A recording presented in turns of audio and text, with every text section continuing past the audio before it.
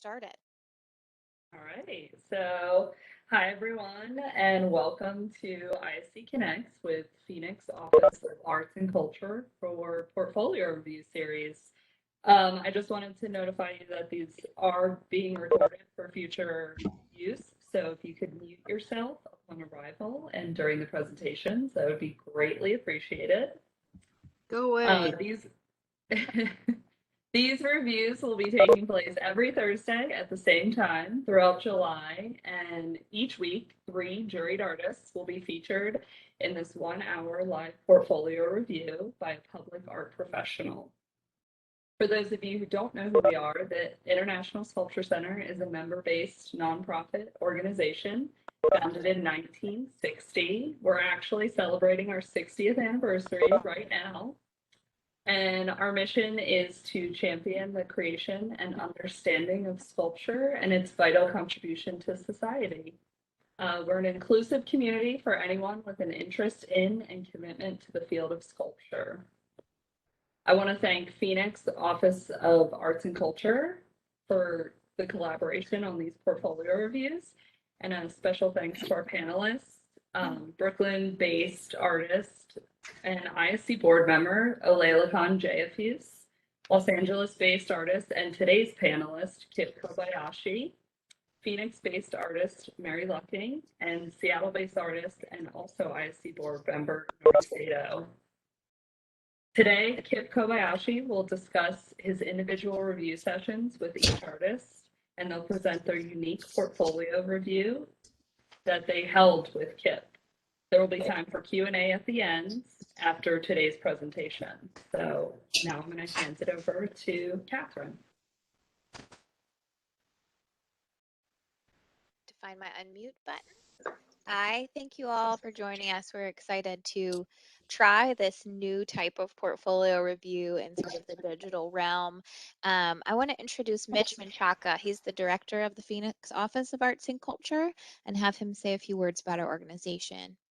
Okay. Finally. Thanks, Katie. Good morning. I'm Mitch Menchaca, Executive Director of the Phoenix Office of Arts and Culture, the designated local arts agency for the city of Phoenix. We are thrilled to partner with the International Sculpture Center on this amazing opportunity for local and national artists on portfolio review. I want to thank the Office of Arts and Culture and the ISC teams, plus our reviewers, for their thoughtfulness and generosity of time for today's program. Without further ado, I'll turn it back over to the formal program. Thank you. Thanks, Mitch. I just want to reiterate what Jeanette said. We are recording this presentation, so if you could, please keep yourself on mute while the artists are presenting and having their conversation. That'll help us preserve our audio. We are going to start by introducing Kip Kobayashi. I was going to read his bio, but Jeanette did a great job already introducing him. So Kip, thank you for joining us today. We will have different reviewers each Thursday morning on these, but today Kip had a conversation with E.O. Palmer, Michael Jantzen, and Aryana Londir. All three of these artists who are going to present their work today are experienced in their own particular medium. And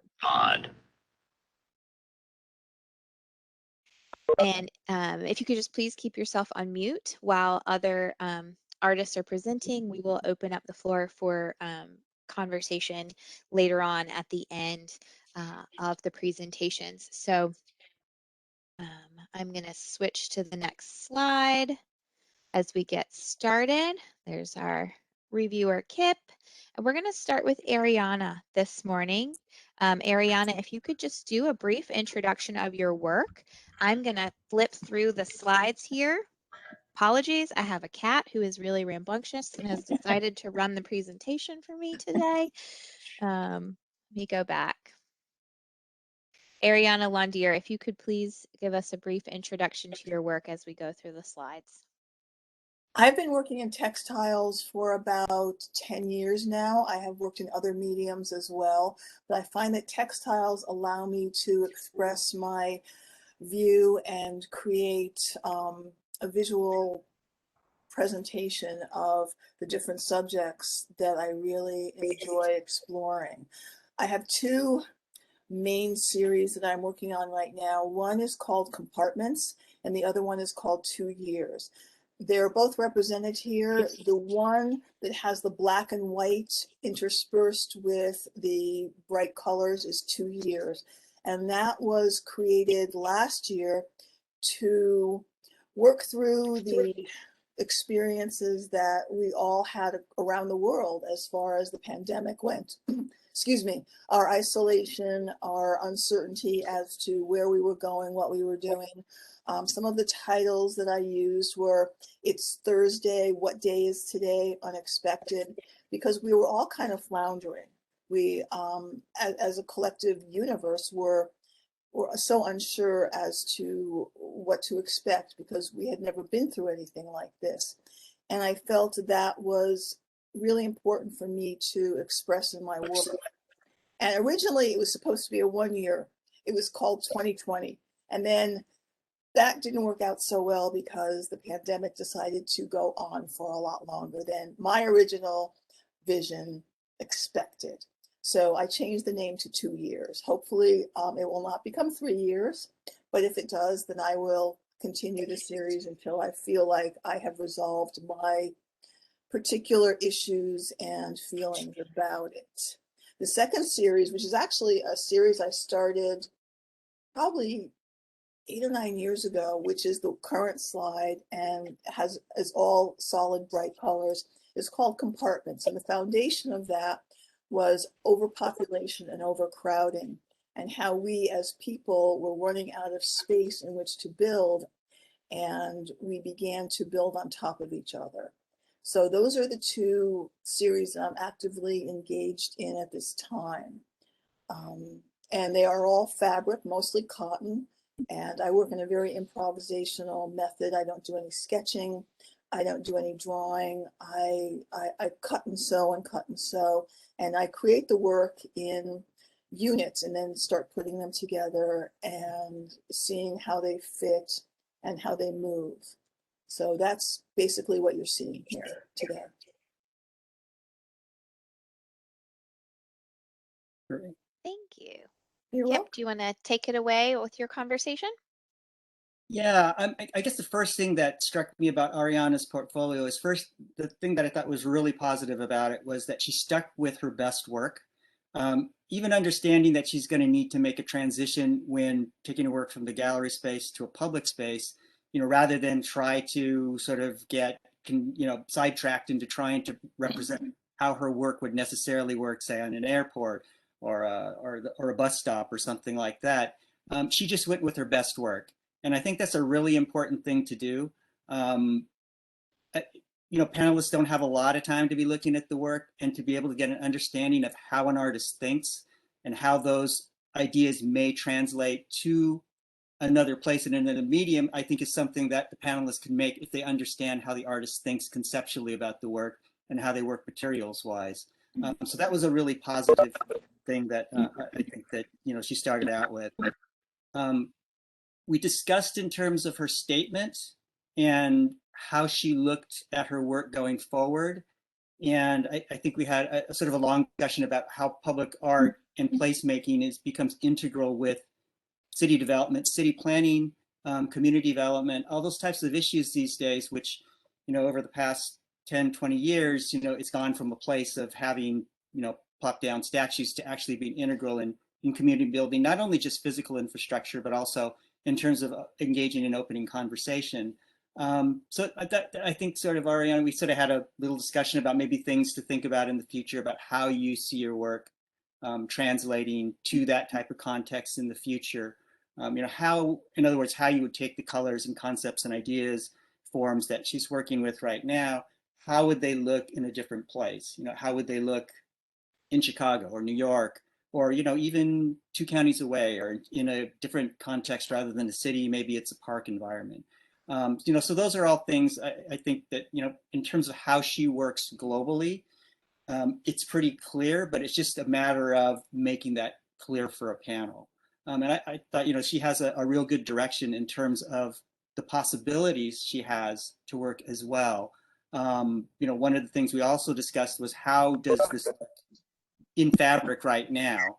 Obviously, fabric won't necessarily be appropriate for all types of public art and installations, but how can she translate her ideas and designs into other materials, maybe digital printed glass or relief concrete or custom metal, perforated metal panels, all the different possibilities that she has. So another part of our discussion was, as she's applying for these projects, maybe take that time as well to begin to do a little bit of research into different materials and methods that she may see appropriate in the future for her to be able to apply to her own work and to be able to put it into a different context. So I think those were sort of the main points we were discussing. In general, we thought she had a really great start for, what she wanted to do, and apply, I think is going to be the mantra of the day, is that, if you see something that you find interesting, a project that you feel like you can become part of the dialogue with, by all means, apply for the project. It's most programs, I think, understand that there may be a transition from gallery to public art, to the type of medium, infrastructure, technical issues that you're going to have to deal with. A lot of that's anticipated, and there's certainly people available to help you with that. Yes, that was very valuable. The other thing that was very valuable was to address the statement, because my statement is very general. It's not specific. And I didn't realize that I should be more specific in talking about my foundation for my work and how I can see it become publicly accessible. So that was really great. Thank you. No, thank you for showing us the work. Again, personally, I could see this applied to a bunch of different contexts: facades of buildings, concrete relief on sides of highway infrastructure, paving patterns.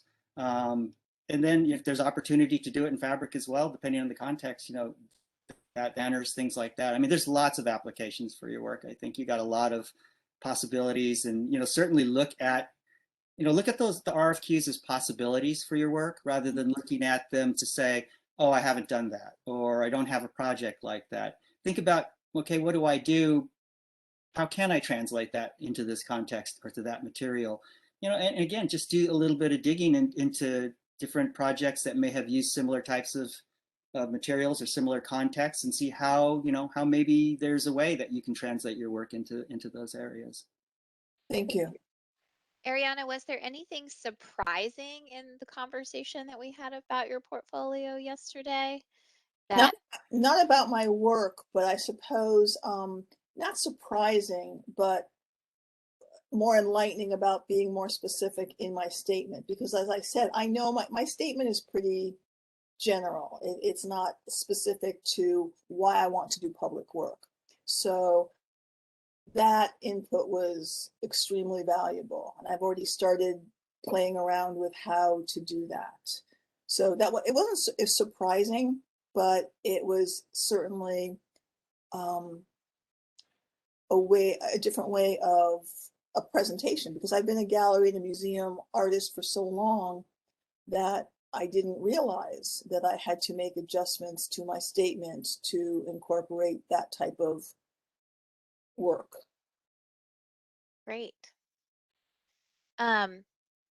So before we move on to the next artist presentation, I'm gonna allow you guys to unmute yourselves for a few minutes and ask some questions if you have them. I had a question. I had a question.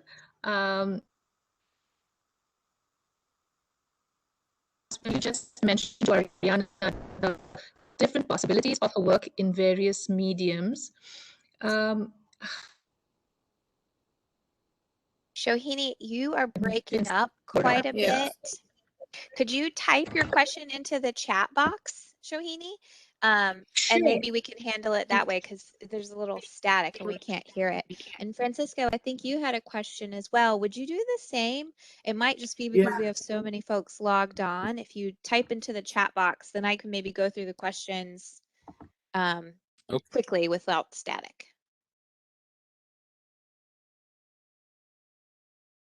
I'm not sure how to make it so that everybody sees the chat. Or which one is your? I've got a chat box up here. There should be a drop-down menu that says everyone, and you should be able to see it. I only see participants and chat. Well, you are not breaking up in the chat. So Francisco, why don't you ask your question, and then Yeah. Shohini, maybe I can come back to you in a minute. Mm-hmm. I guess I have two questions. Number one, do you have a social media or website? Because I would love to check out some more of your artwork. It's very inspiring. And then number two, it might not be related to portfolio, but like what inspires you to create this type of artwork? To answer your first question, yes, I do have a website, and my Instagram is my name. And the same thing with my website, it's AryanaLondir.com. And I know I tried to change my username, which I thought I did. Instead of ABL, it should be ARYANALONDIR. And that's my Instagram as well as my website. Okay, Aryana Londir? Londir, LONDIR. Okay, thank you. You're welcome.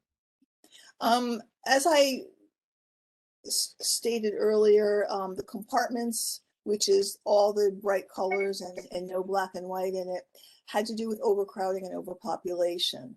And that's an issue that I've been very involved in for probably most of my adult life. There's a lot of social stuff around that, and I've always felt that there's just too many people on the planet. So it was important for me, and also when we had the big mortgage crisis and the recession in 2008, when everybody was getting mortgages, people that really couldn't qualify for mortgages were given mortgages. And then the bottom dropped out and they lost their homes and they were forced back into the cities, and they were forced with families into small spaces, which led to a lot of disruption in people's lives. So I wanted to portray both of those issues in that one particular series. And Compartments is all about compartmentalizing lives and pushing people together. The second series was all about the pandemic and the impact that had in all ways on everybody's life. So does that answer your question? Thank you. All right, Shohini, I have your question here now. It said, how do I present my artwork in another medium for RFPs? What I'm asking is, how do I write a proposal for a different medium if I don't have examples to show? Kip, can you handle answering that question? Yeah, I think there's a pretty easy solution for that. I think number one, again, show your best work so that you can understand real clearly how the work can translate. But again, contact a vendor or somebody that you propose to work with. You can even ask, perhaps if you're doing a proposal, to ask them to maybe do a small sample of part of an image.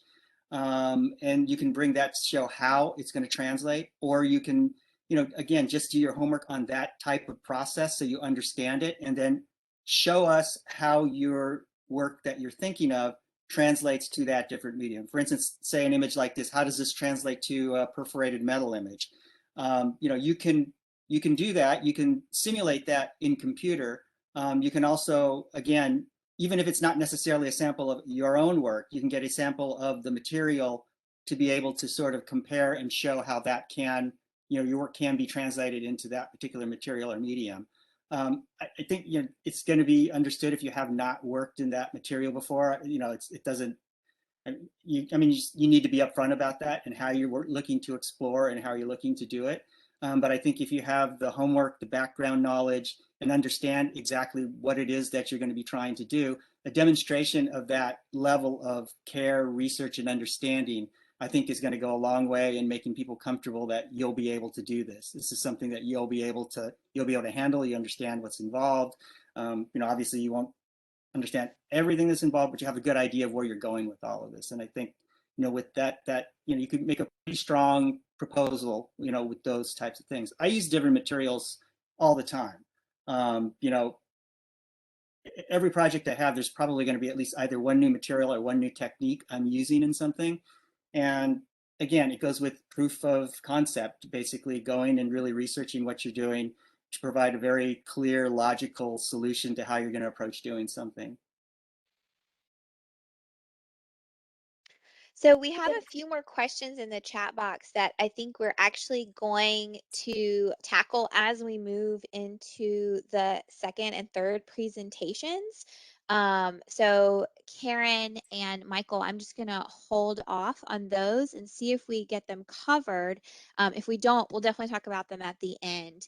So if everyone is all right, we're going to move on to our second presentation with Michael Jantzen. Michael, are you able to unmute yourself? I did. Super.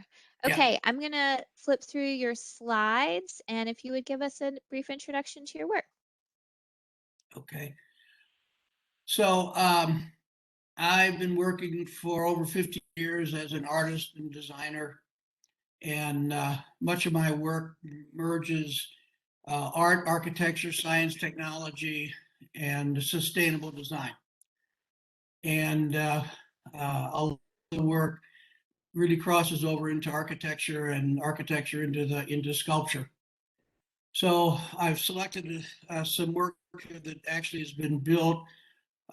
In my earlier presentation, I presented primarily conceptual things. So I thought it would be best after discussing it with you guys to show some real things. Can we go back to the first one quickly? Yeah. So this was done I've had very little public art experience, but a few things, a few more lately than in the past. This was done about 30 years ago. It's a DNA inspired sculpture I designed for the Lawrence Hall of Science at UC Berkeley. I'm sorry, my cat is jumping on the desk. This is made of stainless steel and plastic. The base pairs, the color elements are plastic.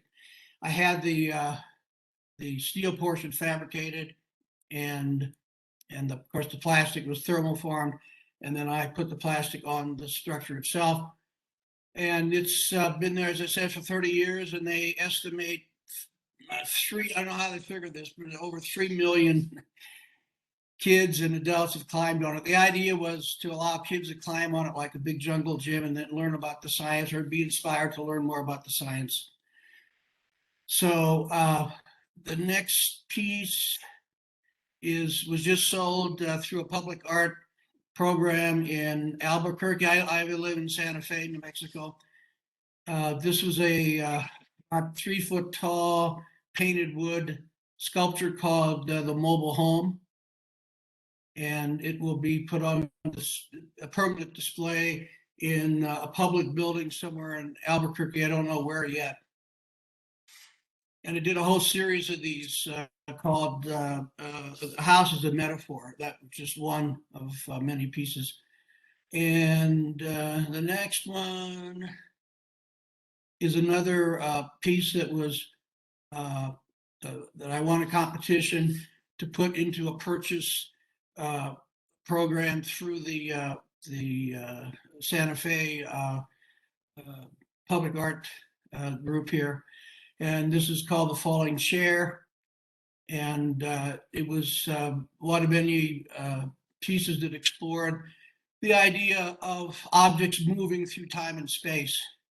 And so as you see, the one chair is falling over backwards. This piece was about 8 feet long and 4 feet tall, made of painted wood. And the next one, this also won a competition, the Purchase Award here in Santa Fe. And this is called Cutaway, and it's about 7 feet tall and 4 feet square at the base, made of painted wood and other materials. And the idea here was I've always been intrigued with sections of buildings and other objects where they're cut away and you just see parts of them. So the sculpture is playing with that, and I like the idea of the viewer trying to, you know, imagine what the rest of this thing might look like. And this, again, part of a series of a lot of these. The next one, been lately doing a series of wall sculptures that this particular one is about 3 feet long and about 2 feet wide, made of painted plastic. And this series is just creating these objects again I have no idea what they are, what they don't even really have a title. And the idea is again to get the viewer to be inspired to make up their own stories about what these things are, what, you know, where they came from, what, if any, function they have. And another wall piece that's about, I think it's about 5 feet long, made of laser cut plywood, painted plywood, and just playing with exploring the idea of symmetry and complexity. And it's about, I think it's about 3 inches deep. And the next one, this is a project I did years ago for the Missouri Botanical Gardens, about 45 feet long, 8 feet wide, 8 feet tall. And it was an exhibit that was there for a number of years that was a computer controlled growth chamber that moved plants in and out from an insulated chamber out into the glazed area from night to day. It was all computer controlled. And again, an example of my merging of technology, art, and architecture. It was all made of steel and plastic, very complex machine that I had to invent. A lot more to say about it, but I don't have the time. Next. Did a series of these little structures. They're called envelopes, and they're made of painted wood. And this one was a result of a grant that I won in St. Louis when I was living there, and built the structure. It was on exhibit for a while. And the key thing about it is that it's like a little retreat place, a sculpture that you can sit in and meditate or whatever. But all of the panels could be folded in different ways to create different formations and basically different shapes, and to accommodate different functions and different looks. And about 20 feet long, 12 feet tall, 14 feet wide. And this is another one that I did, the same idea, another envelope. And again, all the panels can be moved into different positions, an interactive sculpture / architecture. And you can sit into their seats inside and so forth. This was actually sold to a client in Los Angeles. And now the last one, this was a house. It was exhibited in the Museum of Modern Art in 2008, a large model of it. It published all over the world. It has quite a large structure that I built alone. And it's made of steel and concrete. All the panels are thin concrete material.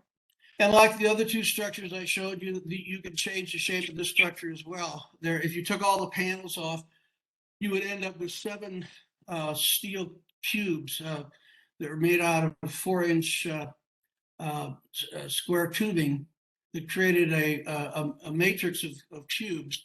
And then the panels are applied to the cubes either bolted on, because some of the spaces in there are inhabitable, enclosed spaces.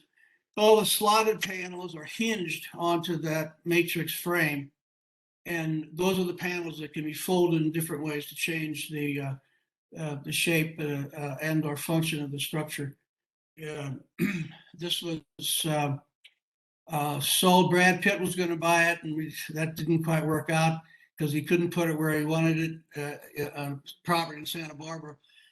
But it was eventually sold. It was sold actually in 2008 to a Korean art collector who I to this day don't know who it was, who bought it sight unseen and had it all taken apart and put in a warehouse in LA, and it's still there today, hundreds of pieces. And I have no idea who it is and why they haven't put it back up. So quite a story involved there. So I think that's the last one. Yeah, thanks for sharing, Michael. Kip and Michael, do you want to share a little bit about our conversation that we had? And there's a specific question in the chat that I think sort of relates to our conversation. Karen has asked about rendering. She said, is it a good idea to create renderings of public art ideas that show how to translate gallery pieces into public art pieces and use those images in your application for public art calls? I think that kind of relates to the conversation that we had. Kip, do you want to take away the conversation there? When we were first looking at Michael's work, a lot of the work were digital images. And without context, with a digital image, it's difficult to determine how much of the work is either buildable, has been built, what the sense of materials from the artist is. Can an artist really be able to accomplish a project at the scale that would be proposed? I think digital renderings are fine, but not exclusively digital renderings, are not majority digital renderings. I think they're fine if they're within context of your body of work. Again, it's like with Aryana, I wouldn't feel compelled that, well, I have to put something in that's public art because I haven't done a public art project before.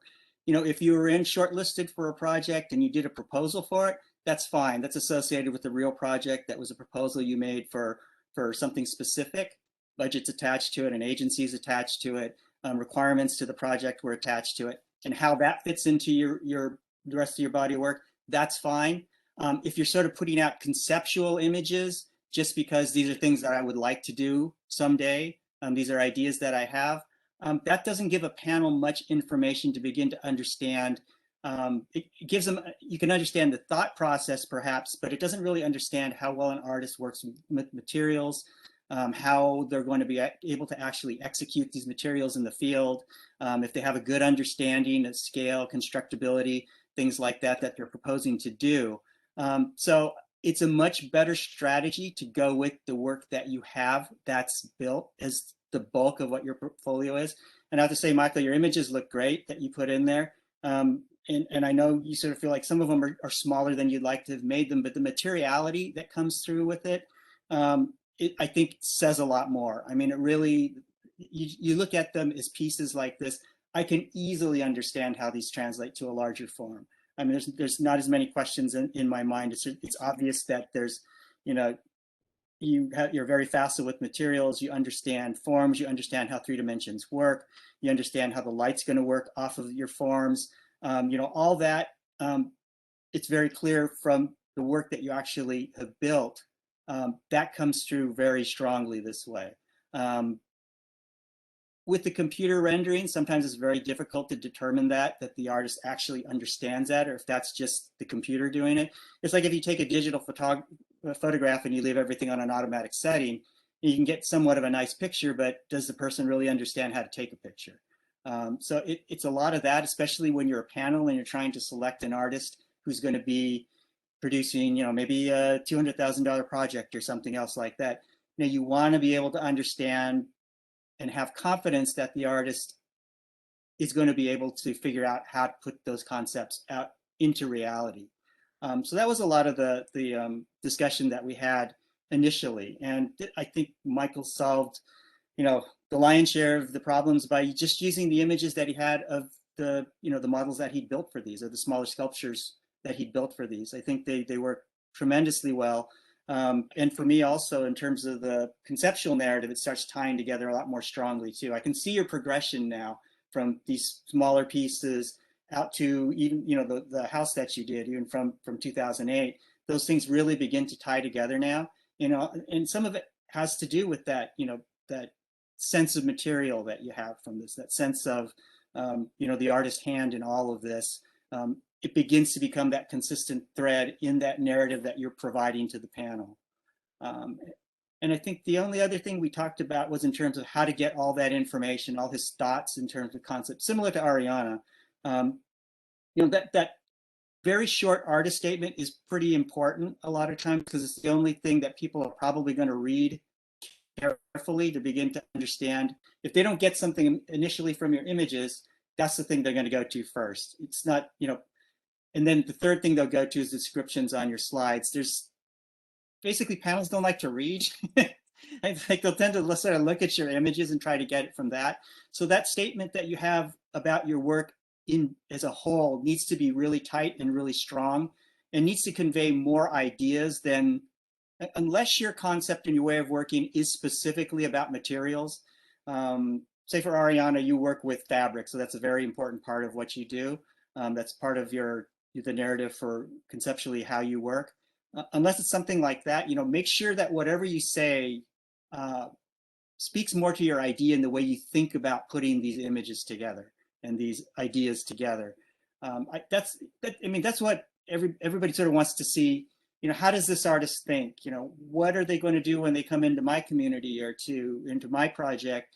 What kind of thinking is going to be involved that's going to be able to transform this space or this place or this location into something that's beyond what it is now and what I even dreamed it would be. So it's a real important to sort of really work on that, so that it reflects things other than sort of the real technical procedural aspects of your practice. Make sure it's your big idea statement. It's really something that grabs somebody immediately when they read it. They go, wow, that's really great. I'm really interested. And they go back in your work and they can see how that manifests itself through your body of work and and how your work progresses. Michael, is there anything that you learned in our conversation, or something surprising to you? Same question I asked for Aryana's. Anything surprised you about the conversation that we had together, or anything else you'd like to share before we move on to some more questions? Well, everything that Kip just said was very valuable. And I know the images I showed you guys initially, I was a little bit confused about what kind of things to pick out of my portfolio.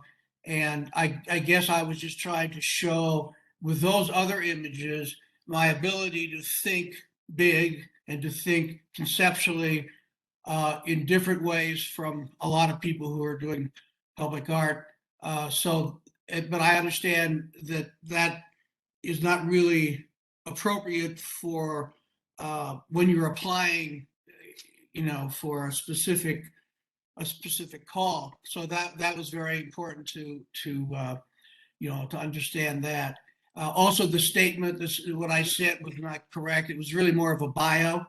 I rewrote the statement after we talked. I think it's a lot better now.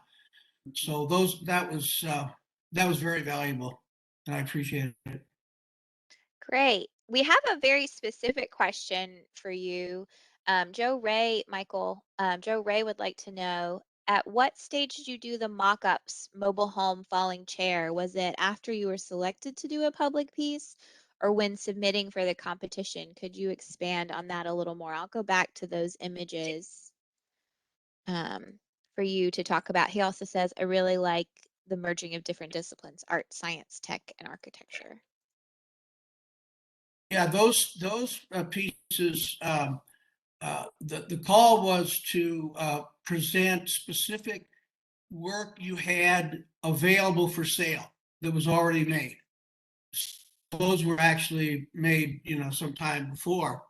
And so there were no models or anything, you know, those are the pieces that I presented, and those are the ones that were purchased directly. And Michael, Tara, I just want to acknowledge, I'm not ignoring your question. The next presentation is really going to get close to it. So I'm going to save those for our next presentation. But we have a question from Michelle. Some artists' work are entirely self-funded. How do you overcome the scale question when an artist has perhaps not had an opportunity due to funding to work as large as public projects often require? Kip, do you want to answer that one? Sure. Yeah, I think it largely depends on the type of work that you do. But again, I think panels are looking for how your work and ideas translate. Aryana's work, for instance, I could look at those types of images that she's using with fabric, but I can imagine those on an entire facade of a building. And the same with Michael's looking at this image right now. And he did actually have it rendered in a larger scale, but it's easy to see how this can translate to a larger scale. So again, I don't think that, I mean, depending on the size of the budget, obviously there'll be some technical concerns over a certain dollar amount, then technical issues of things like engineering and knowledge of structure and, you know, all those types of issues may begin to come into play if it's a large enough budget. But if you're talking about scaling up, you know, reasonably or modestly from what you're doing, and again, depending on the medium, it's much more easy to translate and enlarge something that's a pattern into working with the manufacturer, a glass manufacturer, a metal panel manufacturer who can take that artwork as is and translate it to any size you want. You know, those types of transitions are generally fairly, not necessarily easy, but a lot easier to make. Obviously, there's learning with anything, but that seems like something that should be within an artist's realm to be able to handle, you know, in terms of making that transition just by sort of spending the time and working with the vendor. And again, a lot of vendors are used to doing that. I'm working right now with a metal panel vendor in Canada, and basically all I'm really providing him is with JPEG images of high enough resolution that they can make metal panels with. So, you know, it depends how you're working. If you're doing something sculpturally, maybe that, you know, that connection is a little bit, you know, there are a little bit more things involved. But as a sculptor, you're probably also familiar with different types of fabrication methods and things like that too, that you can sort of speak to within your experience as an artist, is in, you know, in your letter and your intro. So I think it's, you know, there's a couple ways you can look at it. I mean, one is just maybe you want to think in terms of increments. Maybe I go, you know, looking for, at first when I'm looking for public projects, I'm looking for sort of more modestly scaled ones instead of working your way up that way. Or as we suggested to Aryana, you know, if you want to make a transition to say larger panels, maybe start, you know, really having a dialogue with fabricators, you know, installers, manufacturers to really begin to get that knowledge, work with them. A lot of them are very interested in working with artists, and they'll welcome you to come and tour the facilities, and, you know, maybe you can work with them on some sort of modest sample or something of your type of work too, just as a learning experience for both you and them. And then that again should give you the confidence to be able to make that translation between both materials and scale. I have one more question on Michael's work, and then we need to move on to EO because I don't want to run out of time for her presentation.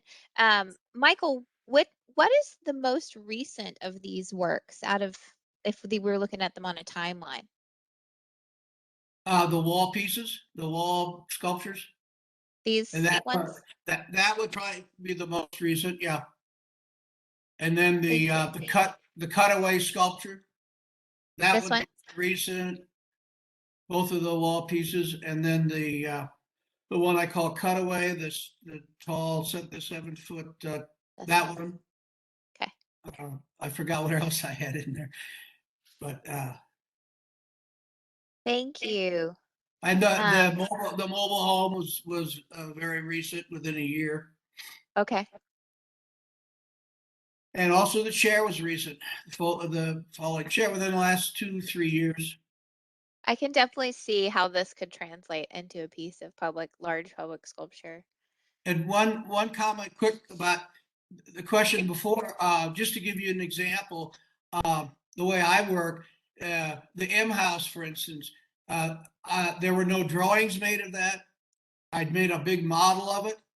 I brought the model to an engineer, structural engineer, and I simply asked the engineer how thick the metal should be, how many screws I should have here and there, and if there are any major structural problems with it.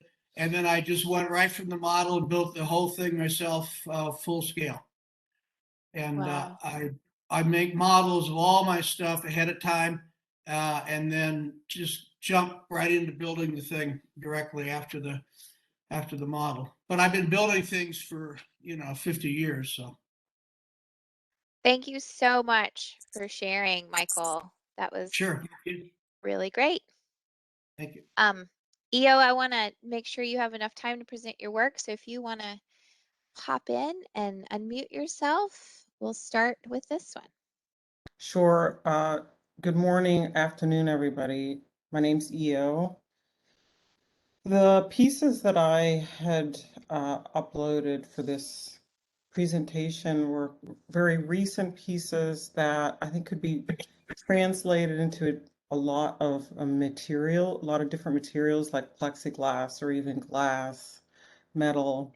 These are paper. This piece just came down from the Boise Art Museum 2 days ago. So it's all cut paper pieces, hand cut, and some wood in there and paint. I was saying to Kip the other day how I think I'm at the point in my career where I'm very much interested in making work that others live with, even in passing at an airport or a hotel. So that's sort of become very interesting and important to me right now. Thus, the reason why I've wanted to learn more about public art and how maybe to get in the door of public art. This piece here specifically, I'm a trained ceramicist and I teach ceramics in Washington State. And I'm doing this initiative called Concept Clay, which the bigger picture is creating these elaborate ceramic installations and hopefully one day doing them with my students and having a public art minor or even major at my school. So it's part of a bigger sort of initiative that I'm very interested in doing in these last 8 years of in academia.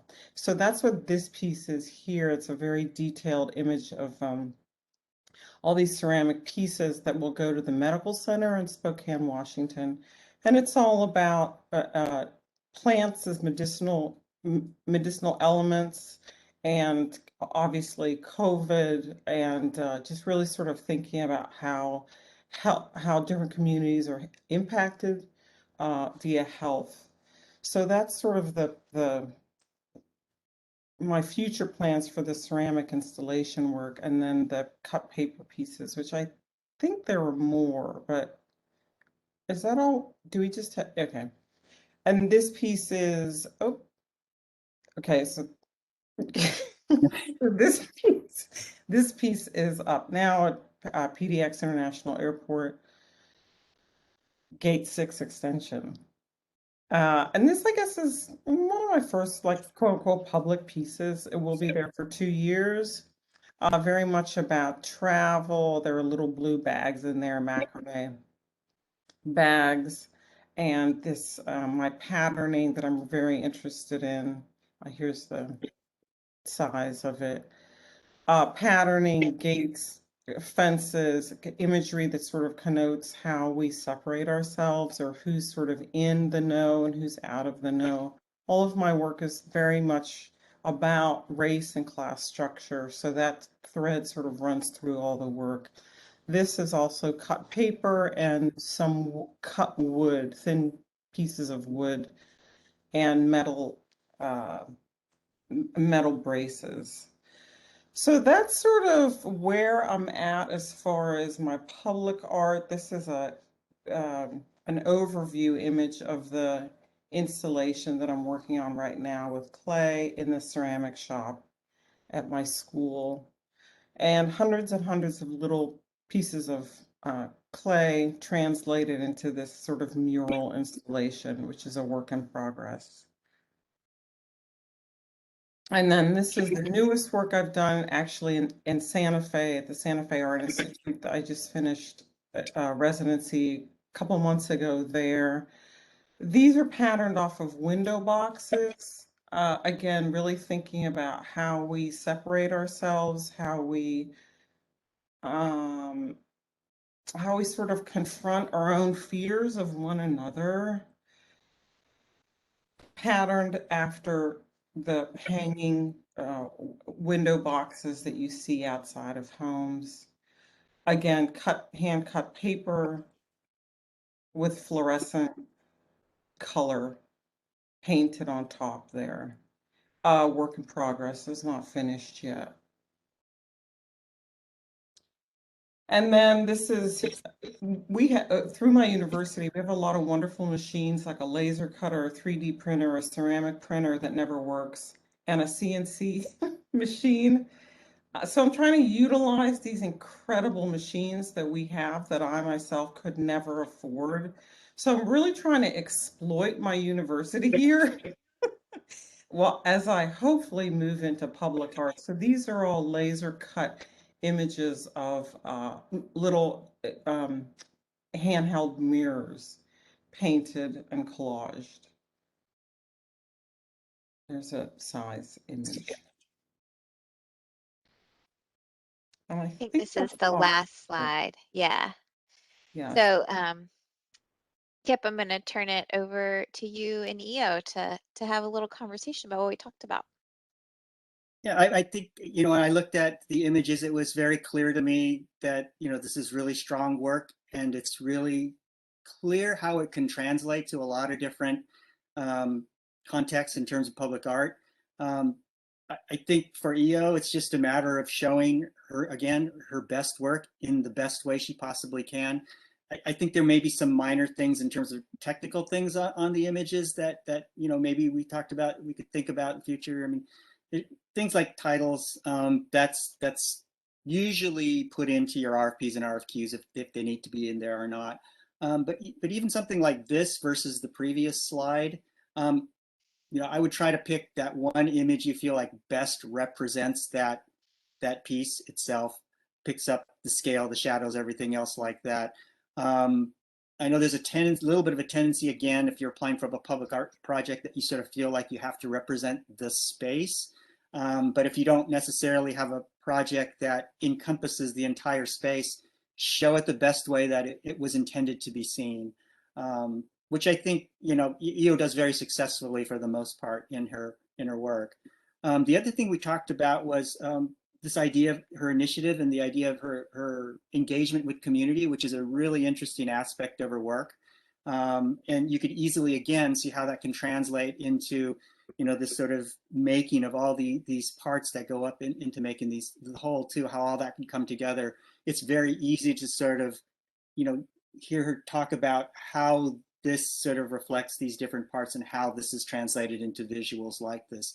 So we talked about maybe how she can sort of really highlight that when she does her initial statement, her blanket statement for her work, so that everyone understands, again, it's that idea of how the work works within a place, how it works to reflect the community, the culture, the context that the work is going to be in, whatever that is.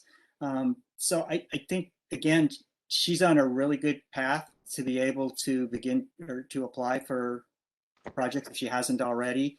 And I think the only other thing that I think that I said there is just start applying for a bunch of different projects, because, you learn also from applying for different projects too, as you go through and you start doing more and more of these applications, you begin to understand better and better, obviously anything practice makes perfect. So you're going to understand better how to begin to fine tune what you're doing, and also sort of fine tune them maybe for specific opportunities depending on what they are. And that was sort of another issue that was similar to the other artists, is how does your work fit into physically within that space too? Is there anything you need to think about in terms of medium that, things like maybe cut metal versus glass versus, how are those different types of issues going to come into play as you're thinking about applying for the different projects. And all that in turn, will go into how you assemble your images and everything else like that. But again, I think Io's on a really good, she's on a really good path right now, and go for it. So start getting projects. Just all you guys, just start getting projects. It'd be great.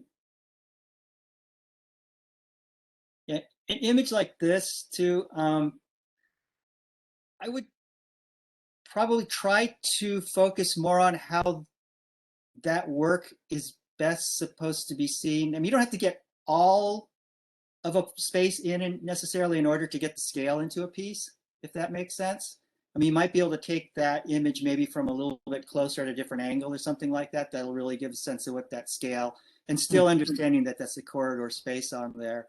Because I think this is a really great piece. I'm not sure that this slide really represents it as well as I'm sure it looks in person. I'm sure it looks amazing.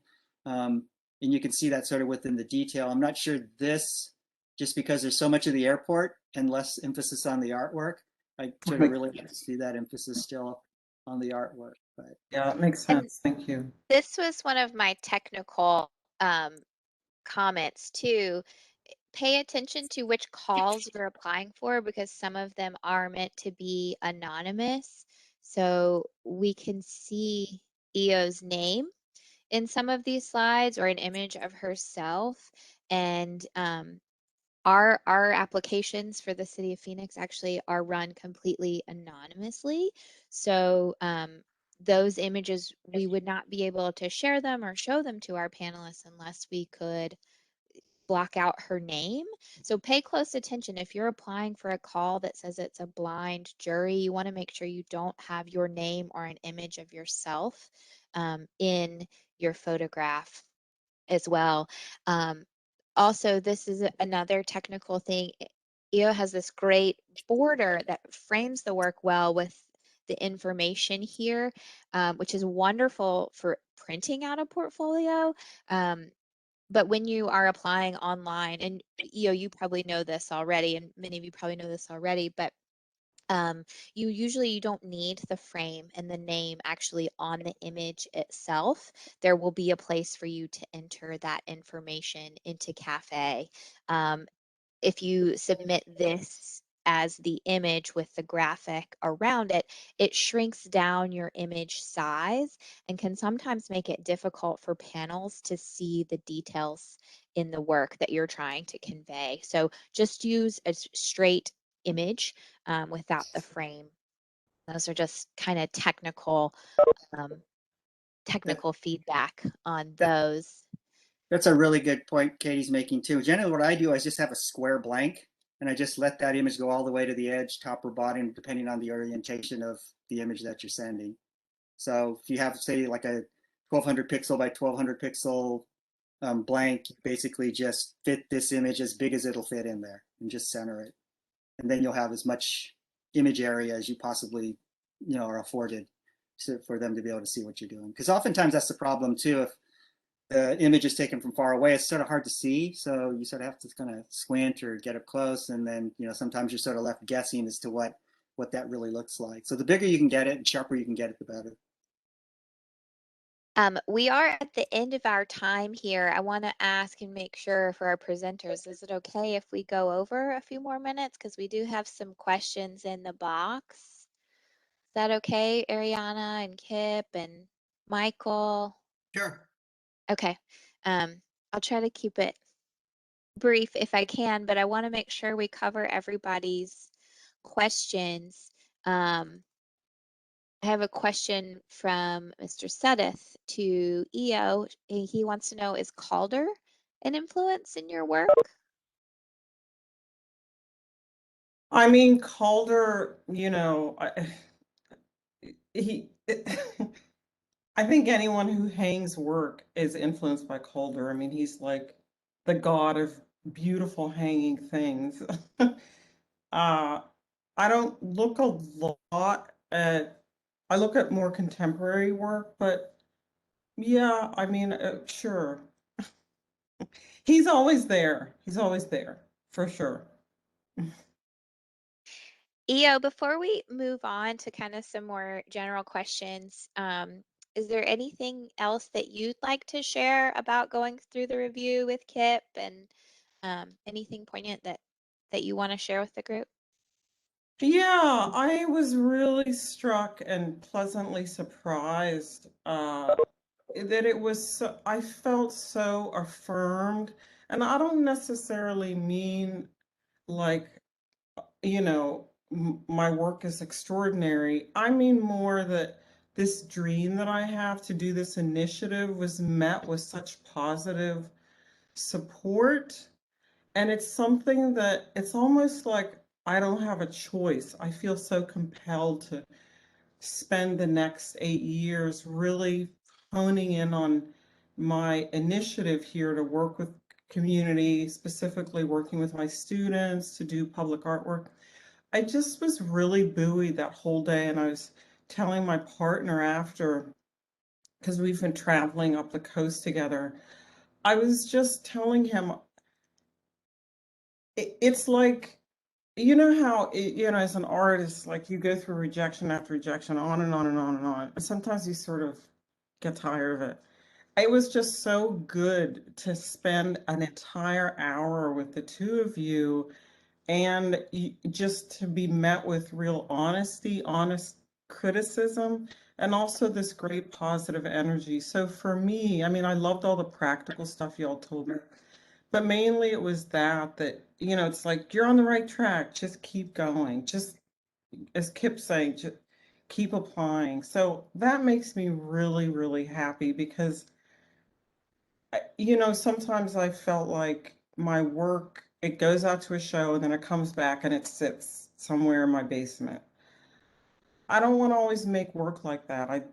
As I was saying before, I'd like for folks to live with it, and I want for others to experience what art can do. So that was the most sort of compelling thing. Is that Thank energy? you. Yeah, Thank you for sharing your work with us. Um, sure. Michael had some really good questions, Michael Tara, that I want to make sure are answered because they really sort of capture our whole reason for doing these portfolio reviews. He asks, how can you make the transition from being a studio artist or an artist whose work is shown in galleries to moving into public art? And he asked, how can you convey your potential or build confidence in these commissioning agencies that you can do it? And then he also wants to know, how do you get feedback when you apply to something and then you don't get it? These lots This is how you get feedback. You look for opportunities like this, and as an administrator, I feel like it's my responsibility to help kind of provide those bits of feedback. And so this was one concept for how to do it, and try to do it in a way that